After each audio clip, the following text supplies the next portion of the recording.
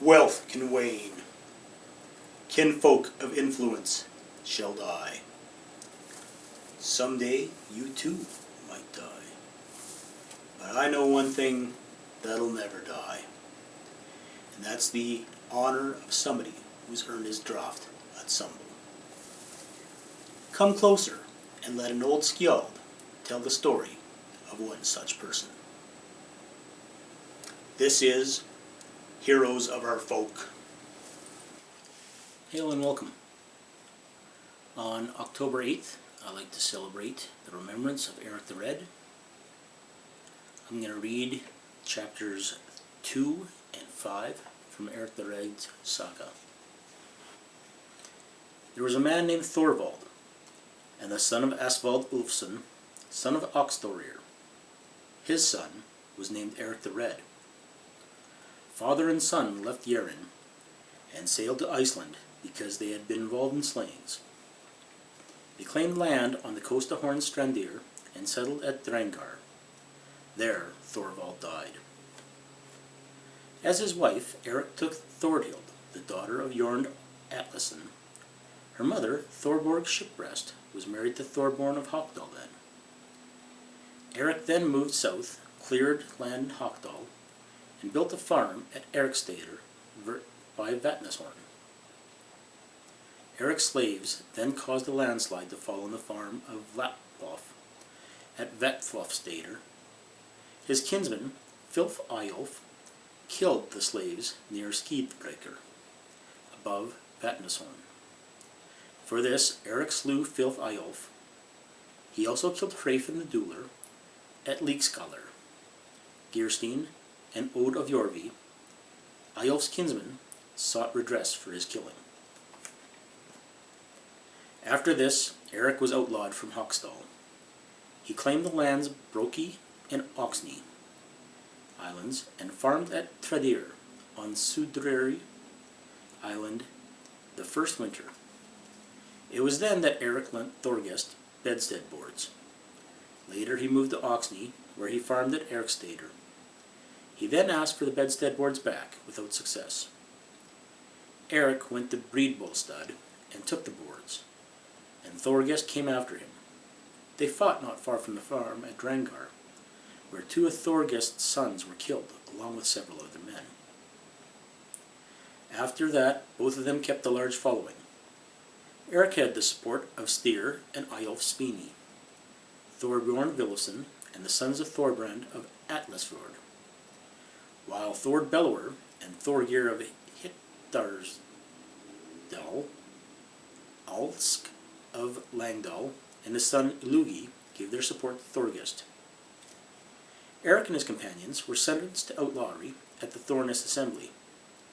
He made his ship ready in Eriksvjog, and Eyjolf hid him in Dumnavorg, while Thorgest and his men searched the islands for him.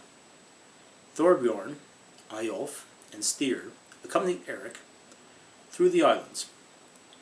Eirik said he intended to seek out the lands that Gunnbjorn, the son of Ulfkro, had seen when he was driven off course westward, and discovered Gunnbjornasr, Gunnbjorn Scary. If he found the land, he promised to return to his friends, and they parted with great warmth. Eirik promised to support them in any way he could if they should need his help. Eirik sailed seaward from Snaefellness and approached land in Greenland under the glacier called Hvitserk, or White Shift. From there he sailed southwards, seeking suitable land for settlement.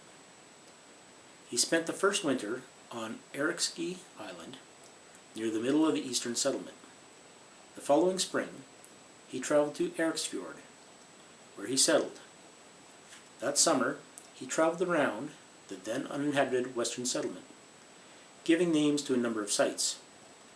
The second winter he spent in Eriksholmer, near Harfsknipa, and the third summer he sailed as far north as Snaefell and into Hrafnsfjord. There he thought he had reached the head of Eriksfjord. He then returned to spend the third winter in Eriksgeri, at the mouth of Eriksfjord. The following summer, he had sailed to Iceland and made land in Breiðafjord, where he spent the winter with Ingolf at Homiltur. The following spring, he fought with Thorgest and lost, after which they made their peace. In the summer, Eirik left to settle in the country he had found, which he had called Greenland, as they said people would be more attracted there if it had a favorable name. Now I'm going to skip to Chapter 5. Chapter 5. Eirik had a wife named Thorhild and 2 sons, Thorstein and Leif. Both of them were promising young men. Thorstein lived at home with his father, and there was no man in Greenland who was considered as handsome as he. Leif had sailed to Norway, where he was one of King Olaf Tryggvason's men. But when Leif sailed from Greenland that summer, the ship was driven off course to land in the Hebrides. From there they failed to get a favorable wind and had to stay in the islands for much of the summer. Leif fell in love with a woman named Thorgunna. She was a very good family, and Leif realized that she knew a thing or two. When Leif was leaving, Thorgunna asked to go with him.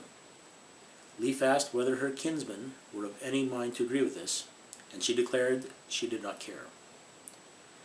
Leif said he was reluctant to abduct a woman of such high birth from a foreign country. There are so few of us. Thorgunna spoke. "I'm not sure you'll like the alternative better." "I'll take my chances," on that Leif said. "Then I will tell you," Thorgunna said, "that I am with child, and that this child is yours, and it's my guess that I will give birth to a boy in due course. And even though you ignore him, I will raise the boy and send him to you in Greenland, as soon as he is of an age to travel with others.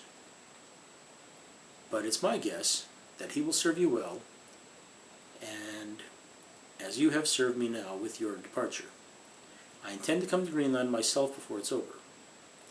He gave her a gold ring, a Greenland cape, and a belt of ivory. The boy, who was named Thorgils, did come to Greenland, and Leif recognized him as his son. Some say that this Thorgils came to Iceland before the hauntings in Froda in the summer.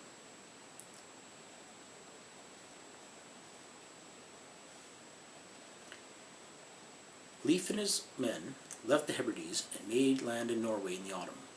Leif became one of the king's men, and King Olaf Tryggvason shown him much honor, as Leif appeared to him to be a man of good breeding. On one occasion the king spoke to Leif privately and asked, "Do you intend to sail to Greenland this summer?" Leif answered, "I would like to do so if it is your wish." The king answered, "It could be very well to do so.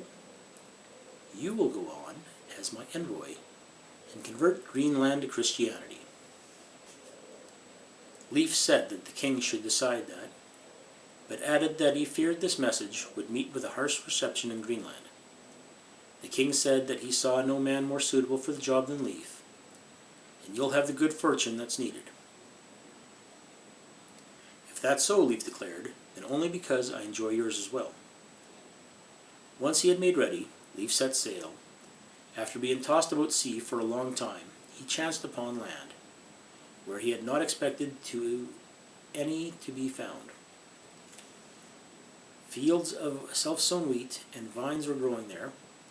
Also there were trees known as maple, and they took specimens of all of them. Leif also chanced upon men clinging to a ship's wreck, whom he brought home, and found shelter for over the winter. In so doing, he was shown his strong character and kindness. He converted the country to Christianity. Afterwards he became known as Leif the Lucky. Leif made land in Eriksfjord and went home to the farm at Breiðafjord. There he was received warmly. He soon began to advocate Christianity and the true Catholic faith throughout the country, revealing the messages of King Olaf Tryggvason on the people, and telling them how excellent and glorious this faith was. Eirik was reluctant to give up his faith, but Thorhild was quick to convert, and had a church built a fair distance from the house. It was called Thorhild's Church, and there she prayed along with those other people who converted to Christianity, of whom there was many. After her conversion, Thorhild refused to sleep with Eirik, much to his displeasure.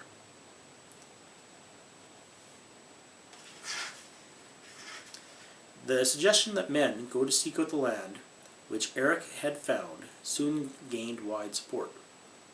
The leading proponent was Eirik's son Thorstein. A good and wise and popular man, Eirik was so urged to go, as people valued most his good fortune and leadership.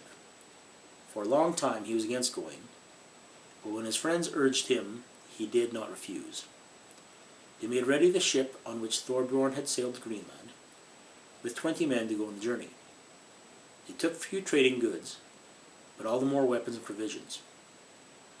The morning that he left, Eirik took a small chest containing gold and silver. He hid the money, then went on his way. After going only a short way, he fell from his horse, breaking several ribs and injuring his shoulder, so that he cried out, "Ow! Ow!" Because of this mishap, he sent word to his friend and to his wife to retrieve the money he had hidden, saying that he had been punished for trying to hide it. Then he sailed out of Eirik's fjord in the spirits, pleased with their prospects. They were tossed about sea for a long time and failed to reach their intended destination. They came in sight of Iceland and noticed birds from Ireland. Their ship was driven to and fro across the sea until they returned to Greenland in the autumn, worn out and in poor shape, and made land when it was almost winter in Eirik's fjord. Eirik then spoke.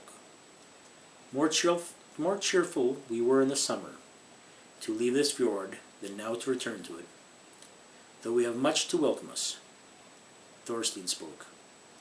We'd be doing the generous thing by seeing to those men who have no house and to go and providing for them over the winter. Eirik answered, "It's usually true, as they say, that you can't know a good question until you have the answer. And so it'll turn out here. We'll do as you say." All those men who had no other house to go to were then taken by father and son over the winter. They went home to Bradahild and then spent the winter there.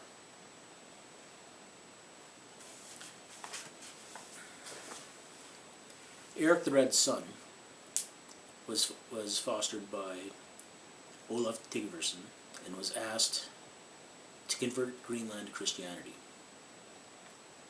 Leif's mother readily took the conversion. Leif's father, Eirik the Red, held true to the faith of his ancestors, and his wife cut him off and refused to sleep with him. Sometimes there's the sacrifices we have to make to stay true. And Eirik the Red, I raise a horn to you. Skål.